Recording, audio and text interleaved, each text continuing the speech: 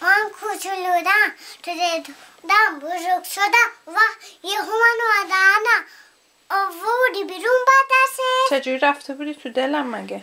خورده بودی دیگه.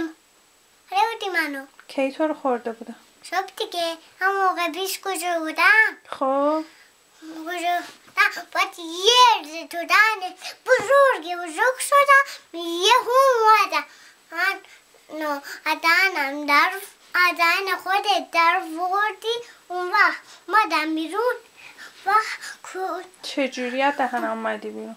اون وقت من یه بزرگ شدم از تو دهنم وردی منو بیرون اون وقت یهو اونجا بایستدم و یهو بیرون عکس ازم گرفتی. از دهنم اومدی بیرون؟ آره. یعنی بزرگ شدی از دهنم به دنیا آمدی؟ آره. چجوری به دنیا آمدی؟ خب افتادی زمین بعدش؟ چی؟ بعد افتادی زمین؟ چی؟ بعدش افتادی زمین؟ نه دیگه. چی؟ وقت منو یهو از دهنم در آوردی و یهو خوشحال شدم. یه روزه خودت هم خوشحال شدی و گفتی حدینم خوشگله اون بار این بار نگم کرد. گفتی حدینم خوشگله.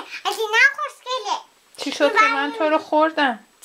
چی؟ چرا من تو رو خوردم؟ آخه کوچولودم دیگه نمیتونستم وایسادم.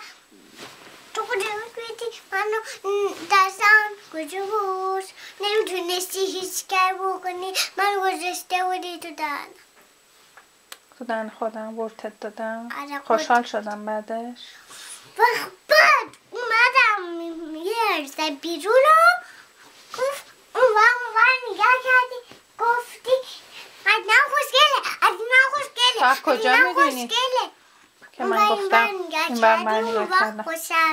خوشحال شدم؟ آره خوشحال شدی اون وقت منو بوس کردی یهو ازم عکس گرفتی. راست میگی؟ آره دیگه. خب حالا دیگه شب بخیر. شب بخیر عزیزم. اوپس داغون شد مغزه. ماما